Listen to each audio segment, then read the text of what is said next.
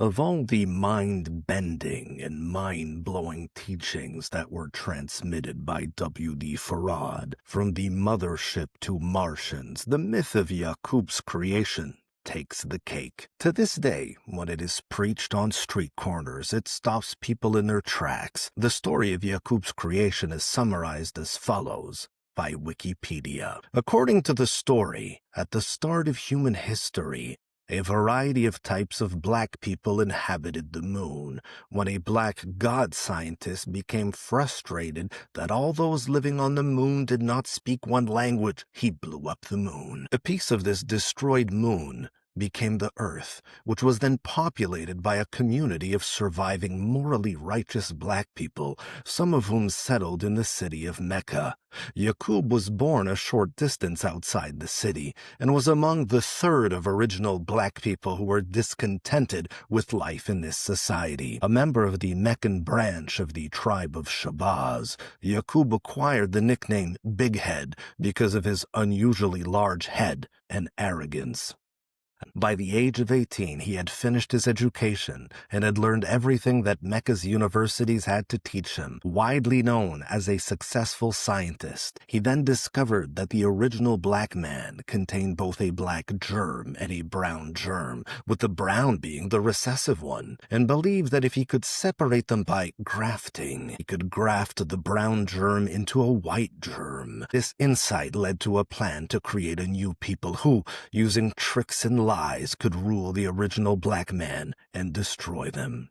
He attracted a following but caused trouble, leading the Meccan authorities to exile him in 59,999 followers. They then went to an isle in the Aegean Sea called Pelan, which Elijah Muhammad identified as modern-day Patmos. Yakub developed Christianity to fool the black people into supporting him, and to trick them into not knowing their true history. Once there, he established a despotic regime, starting to breed out the black traits of his followers. This entailed breeding new children, with those who were too dark being killed at birth and their bodies being fed to wild animals or incinerated. Yakub died at the age of 150, but his followers carried on his work as he passed down his knowledge. After 600 years, the white race was created. All the races other than the black race were byproducts of Yakub's work, as the red, yellow, and brown races were created during the bleaching process, with the red germ coming out of the brown, the yellow coming from the red, and from the yellow, the white. The brutal conditions of their creation determined the evil nature of the new race. By lying to the black mother of the baby, this lie was born into the very nature of the white baby, and murder for the black people was also born in them, or made by nature a liar and murderer. As a group of people distinct from the original Asiatic race, the white race is bereft of divinity, being intrinsically prone to lying, violence, and brutality. According to the nation's teachings, Yakub's newly created white race sowed discord among the black race, and thus were exiled to live in the caves of Europe or West Asia. In this narrative, it was in Europe that the white race engaged in bestiality and degenerated, losing everything except their language. They were kept in Europe by guards. Elijah Muhammad also asserted that some of the new white race tried to become black but failed. As a result, they became gorillas and other monkeys. To help the whites develop, the ruling Allah then sent prophets to them, the first of whom was Musa or Moses, who taught the whites to cook and wear clothes. Moses tried to civilize them, but eventually gave up and blew up 300 of the most troublesome white people with dynamite. According to the nation, Jesus was also a prophet sent to try and civilize the white race. However, the whites had learned to use tricknology, a plan to use their trickery and lack of empathy and emotion to usurp power and enslave the black population, bringing the first slaves to America. According to NOI doctrine, Yakub's progeny was destined to rule for 6,000 years, before the original black peoples of the world regained dominance, the end of which was the year 1914. On August 21, 1947, Elijah Muhammad was asked who was Allah before W.D. Farad Muhammad. He explained that Master W.D. Farad Muhammad is only 70 years old and was not born before the time of Jesus. When asked how W.D. Farad came to be Allah, he responded, "First, we are all Allah, but Master W.D. Farad Muhammad is supreme over all of us, is referred to all times as the Supreme Being. He is supreme over all other beings because his wisdom, knowledge, understanding, and power to destroy and reproduce and create another universe or make a people makes him greater than all, and is wiser than those before him, even he who created this universe, because this one is able to reproduce or destroy it or bring in one better." So says the Holy Quran. When asked who was Allah before Master W.D. Farad Muhammad was born, he provided a startling response. Now there are 12 imams, or scientists, who have been ruling all the time, and one of the 12 is always greater than the other 11. But the God of this world before the birth of Jesus and up to 1877 was Yakub. That means that the God of this world, Yakub, although he lived only 152 years, has ruled for the last 6,000 years. Therefore, he was in power when Jesus was born, and that is why Jesus wasn't able to see his kingdom, because the wicked God's time was not up. A people who have been taught that the Supreme Being is other than a being, something spooky-like, it is not so easy for them to see out of the dark and ignorant teaching. To a certain degree, this resembles the belief of the demonic demiurge, the evil creator shared by Gnostics. The demiurge, known variously as Yahweh, Yaldabaoth, Samael, or Sakalas, is antagonistic to the will of the Supreme Being. Unlike the demiurge, the craftsman, who created a wicked world that traps souls, Yakub did not create the material world. However, like the demiurge, he brings evil upon it.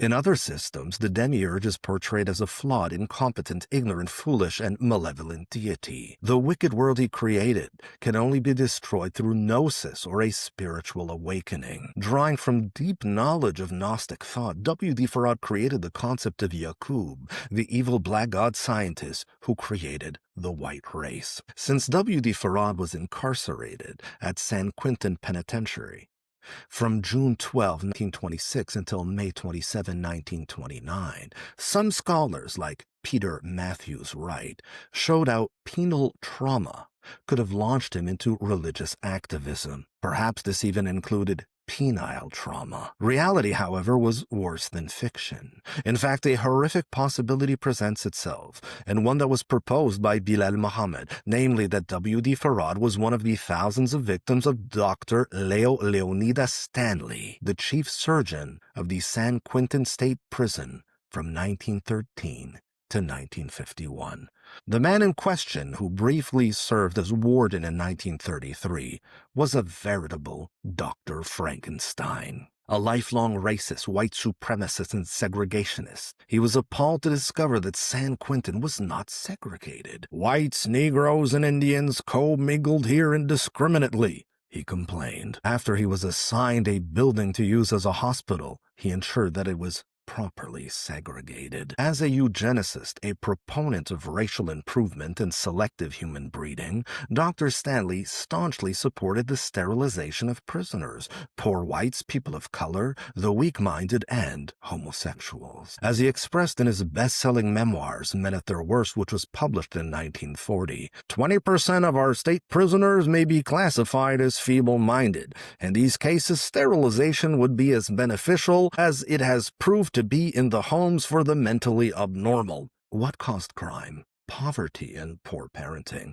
What was the solution? Sterilization. As he rationalized, and by the way, he didn't have that type of accent, but nonetheless, to dramatize things. Look back in their family histories. Look beyond the faces of our prisoners and back to the unseen forces that gave them birth. Sterilization, when given its chance, will do much to stamp out crime. The right to bear children will in time be reserved to the fit. As such, he applauded mandatory sterilization of prisoners. He lamented the fact that in California, the law regarding compulsory sterilization of prisoners is so encumbered with provisos and exceptions that it is practically inoperative. He was pleased, however, that many vasectomies have been performed in recent years. Not only did he promote and perform vasectomies on undesirables who did not deserve to contribute to the gene pool, but Dr. Stanley also advocated euthanizing individuals he viewed as inferior due to their race, social class, sexual orientation, or criminal activity. And who exactly deserved to die? He gave the following example. Nelson, thin and harried, age 50, serving his 5th term for passing checks, blames liquor. Insanity is in his family. He has had brain concussion after an accident, has been wounded by a shotgun, and is a typical example of an economic misfit. He is a chronic alcoholic with syphilis, kidney trouble, and an assortment of aches and pains. He was convicted for passing a $5 check. I never drawed 5 cents on it, Doc. He whined to me by way of apology, but his bad record condemned him. A repeated violator with moron intelligence, Nelson is finding prison haven in his old age and evidently does not suffer by continued incarceration. He is to be typed among the typical prison malingerers and petty chiselers. He is a perfect specimen for any proponent of euthanasia or painless elimination of the socially unfit. Not only was Stanley infatuated with emasculating so-called deplorables, but he was also obsessed with transplanting their testicles, particularly those from vigorous young black men, into old, impotent, and sterile white ones. He even implanted animal testicles extracted from goats, boars, rams, and deer into human beings. In Stanley's mind, the operations were a success, and the surge in testosterone turned the old men into young studs. As the chief surgeon of the San Quentin State Prison for 38 years, Stanley devoted decades to sterilizing, emasculating, and castrating criminals, people of color, and so-called deviants and undesirables of all kinds. He even encouraged his interns to conduct experiments on prisoners. In fact, inmates said that his initials, LL, for Leo Leonidas, stood for lewd and lascivious. What should one expect from a man obsessed with castration and the creation of eunuchs? As he wrote in Men at Their Worst, which was published in 1940, for many years, the effects of the removal of testes from animals and men have been known.